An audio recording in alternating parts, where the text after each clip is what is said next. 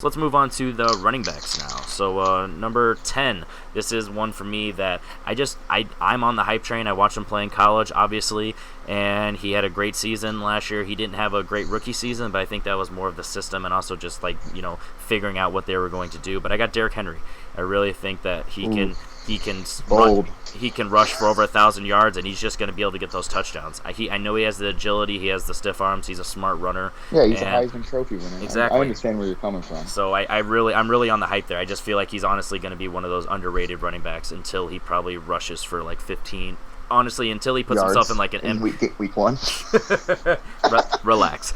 Number 9. I'm remembering. I think a lot of people forget that this guy was a top 5 running back 2-3 years ago, and that's Devontae Freeman. If he can stay healthy for the entire season, I really think he's going to bounce back because he was borderline for me. He's like my number 11 or 12 there on the cusp. That Atlanta offense is just so explosive. He can catch passes in the backfield. He's a smart runner. He's very agile. He can break one off for 60, 80 yards anytime throughout a game, just making someone miss in the open field. And if he can stay healthy, I really got him going there. Number 8 is going to be a controversial one because I have him probably lower than most people. I got David Johnson, number 8. It's a little lower than me. I've never been on the David Johnson hype train. Like, even when 2 years ago or 3 years ago, because last year he played, then the year before he had the wrist. So 3 years ago when he had 3,000 or 2,000 all-purpose yards. Yeah, and 15 touchdowns. Yeah, even then there was nothing. It was more of kind of like he just had all the touches and stuff. There was nothing about his game that just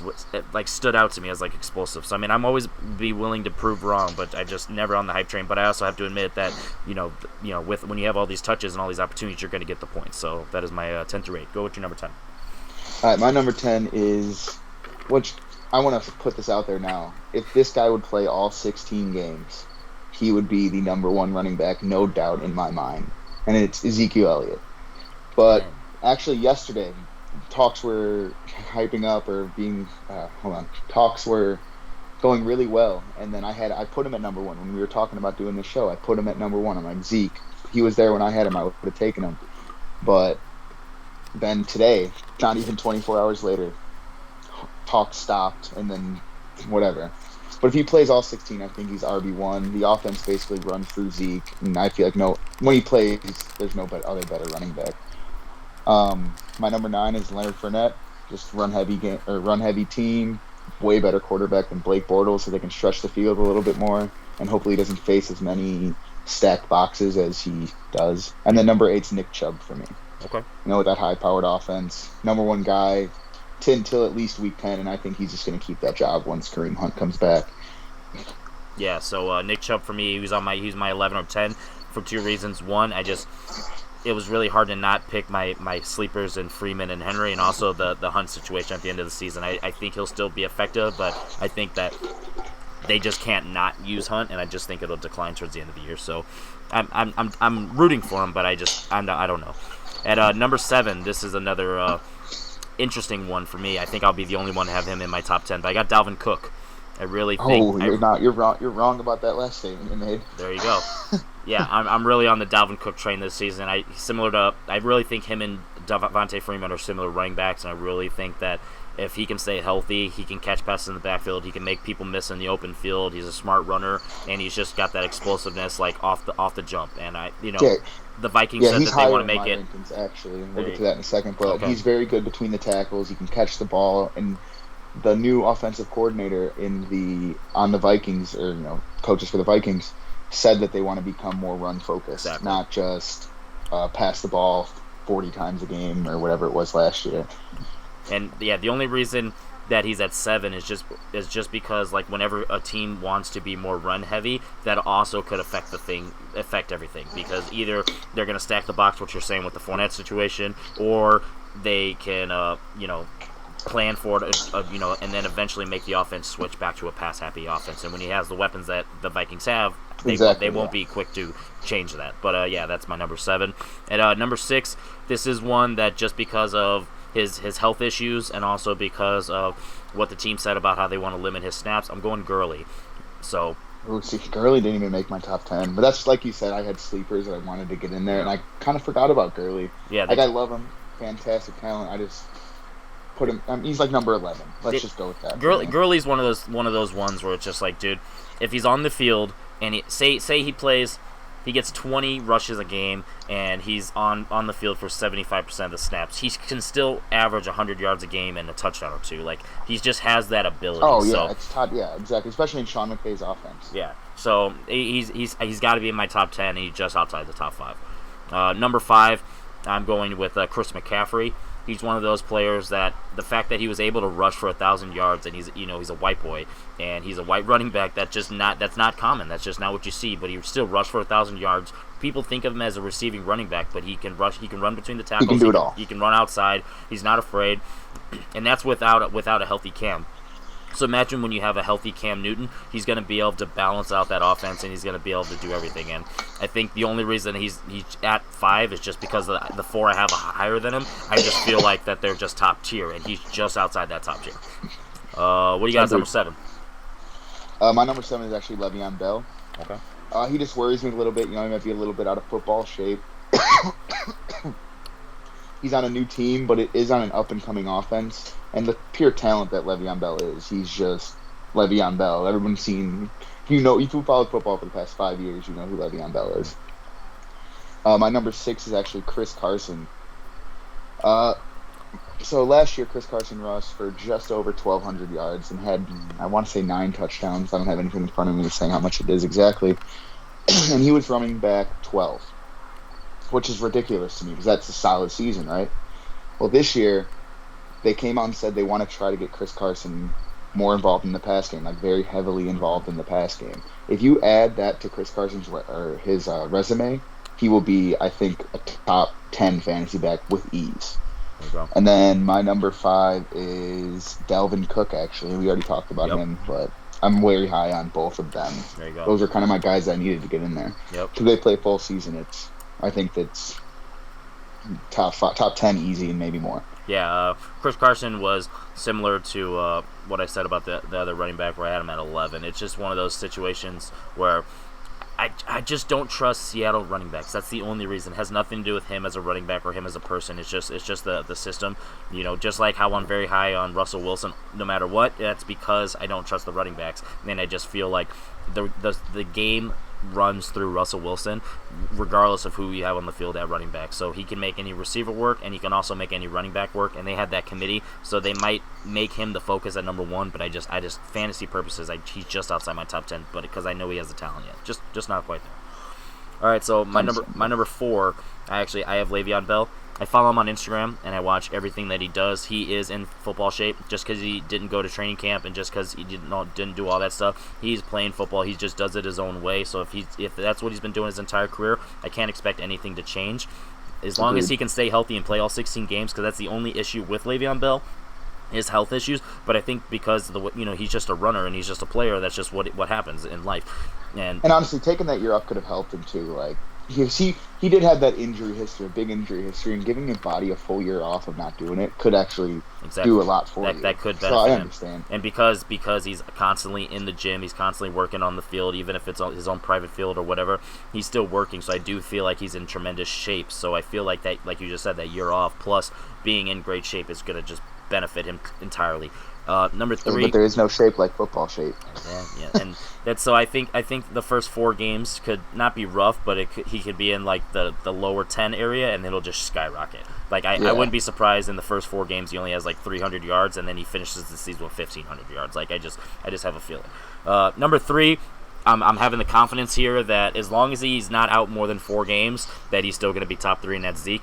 Because even when he was, you heard what I said about him. Yeah, exactly. Yeah. When he was suspended the other 2 seasons ago, and he didn't play all 16. I think he only played like 10 games or 12 games, something like that, and he was still in the top 5 of running backs. That is ridiculous to play little more than half a season and be in the top 5 for fantasy. He's just a monster. He's arguably if he's definitely bona fide RB1 if he played for sure all 16. Like just straight running back, he's top 3 like skill wise of just running back, not including like receiving and all that stuff, and not just fantasy, but running back. He is a top 3 running back, so it's hard to keep him out of the top 5, even with some potential games missing. Who's your at your 4? Saquon is at my 4 actually, but I know that seems kind of low for Saquon because he's going number 1 in every single draft. But okay, think there's a stat. It is when Odell Beckham Jr. didn't play with Saquon, his average fantasy points a game took a pretty hefty dip. I mean, it was still above 17, I think. But when Odell Beckham was on the field, it was in the 20s every game. And so I just feel like they're going to have someone to stretch the field. You really think Sterling Shepard can stretch the field? Probably not. Do you think Evan Ingram can stretch the field? Yes, but if he's the only option, it'll be hard to do it regularly. And then it's just going to end up with a stuffed box more than half the time, I want to say. And then, I just don't... I trust Saquon. I trust the talent, so that's why I still got him at 4, which isn't, like, insulting or anything. Yeah. But, yeah, that's my take on Saquon. We got 3. I got DJ, David Johnson, number 3 for me. Unlike you, I believe in that season that he had a couple years ago. The year after that, freak injury, broke his wrist on some weird tackle or whatever. And then last year, the team was just so bad. Like, he was the number 10 running back in half-point PPR formats, and he was awful. Or the team was awful. He didn't do great himself. They have the worst O-line in the league. But now I think with Kyler Murray, with Cliff Kingsbury's offense, I think he will do good. Excel. So blossom. Yeah, exactly. All right, so my number 2, I have Saquon. I actually do agree with some points you said about the offense and all that type of stuff. I feel like there's going to be some regression, not regression, but there's going to be something holding him back, whether it's team scouting him. You know, I still feel like he can average 100 yards a game, and I still feel like he can rush for 10 touchdowns. So that's why I'm at number 2. But I just feel like the X factor, or the team itself, is going to be holding him back. So that's why I don't have him at number 1. Who's your number 2? Christian McCaffrey. Actually, I know we did a draft actually very recently, your live draft, and I did not want to take Christian McCaffrey, and that's nothing against him. I just never liked the way my teams came out when I got the number 3 pick. Yeah. I had a couple of drafts, and I just never liked the way my team came out, so I wanted to trade back in the draft. But, I mean, I'm not mad I have him. I love having Christian McCaffrey, great pass-catching back, a healthy Cam Newton. And even when Cam wasn't healthy, he was still feeding in the ball, those dump-off passes or whatever. And I think it's looking like we agree on number 1 then. That is exactly it. Alvin Kamara. And that the reason why I had that caveat earlier of talking about Zeke being a top 3 running back, if you take passing out of it, is because Alvin Kamara is the exact same thing I was saying about Dalvin Cook and Freeman, is he can break tackles in the open field, but he can do that in the running and passing. So I feel like and I feel like overall, the New Orleans Saints have a better offense. They're more high-powered. They're more likely to average 30 points a game versus the Carolina Panthers. A Sean McVay offense. Sean Payton offense. And I think that's the only it factor that's going to separate him from McCaffrey, which is why I have that drastic gap between 1 and 5. But other than that, they're ultimately some very similar players. He's tough. He's not afraid to jump over players, jump around players, get in between the tackles. He's now definitely the number 1 back, which could without Mark Ingram there. That could potentially ruin things, but we'll see we'll see. He's either definitely going to be the guaranteed number 1, or he could take a dip. But I'm willing to take that risk with my prediction. No, 100%. And no Mark Ingram. Like the first 4 games last year when Mark Ingram was suspended, every single one of those games except one, he had over 30 points. Yeah. 30 fantasy points in half-point PPR formats, which is ridiculous. And even if Latavius Murray does very well, he's not going to do what Mark Ingram did 2 years ago, where they were both top 10 fantasy backs. So I'm very high on Latavius Murray this year, even if he steps into a slightly smaller role than Ingram had the past couple of years. I still think Alvin Kamara will just destroy the league, especially because they're going to be a very run-heavy offense. Exactly. I think. So, especially around the goal line. Exactly. And that's like I said, he's not afraid to get in between tackles. He's going to catch passes out. He's going to get those dump passes. Drew Brees likes to throw that little foot pass, that little weird running back screen that they do all the time, and that's just perfect for Kamara's gameplay. So the only one I really want to talk about on your list is Fournette. I really like Fournette. I was a hater out of college because I'm an Alabama fan, so I watched him all the time playing at LSU, and there was something about him that I was just like, I don't know. Mentally, I don't think he's tough. Physically, he's tough as nails, but mentally, I don't think he's tough. So going through this Jacksonville offense, if they can be high rolling the entire season, then I would gladly put him in the top 10. I just don't know if that's going to happen. whether it's not right away or whether it's not consistently all season. So I'm just not all there on the Fournette train. I would give him top 15 for sure, more like 13, 14, just because I'm not confident on him right now. But honestly, like I told you earlier, we'll finish your thought and then we'll. No, it was just like I was just saying. I respect you have him on the list, and I'm not surprised if I see him on other lists in the future too. But I do really trust Leonard Fournette. I think he is just watching him in college and watching him even 2 years ago before he had all that injuries and whatever. He was a tough. I think he looks pretty tough out there, man. He powered through it and can break off a big run at any time during the game. Yeah, like this is one of the ones where fantasy wise for the entire league, running back is not deep. But when you're thinking of like top 10, top 15. Honestly, no, I don't see much difference from like 4 to 15, to be honest, for most of these running backs. Like, I don't have Chubb on my list. I don't have Fournette on my list. I don't have I can't think off the top of the name like who else would be in that. Kerryon Johnson. He was almost on my list. Yeah, Kerryon Johnson. So Marlon Mack. There's a lot of running backs that could be. I don't like Marlon Mack. I like him less without Andrew Luck actually, because he was very good in high or positive game scripts. Because he could just run the clock down. When Andrew Luck was winning the game for him, he would just run the clock down. Not garbage time, but when the game didn't really, when they were just trying to win the game. Well, actually, there's something I do want to bring up. I just thought about neither of us is James Conner on our top 10. That's pretty crazy. He's up there too, in that 11 to 15 or 11 to 16. It's just there's risk with every one of these players. Yeah, and even besides the top 4, there's risk with every that's what I'm saying. One. So I would say from 4 to 15, 5 to 15, I wouldn't be surprised if there's only like 20, 30 points separating them. So and then there's always that random guy that got drafted, undrafted actually, that somehow gets in the top 10. Exactly. Devin Singletary. I was just about to say that with that LaShawn McCoy. I was literally gonna say Singletary. That's funny.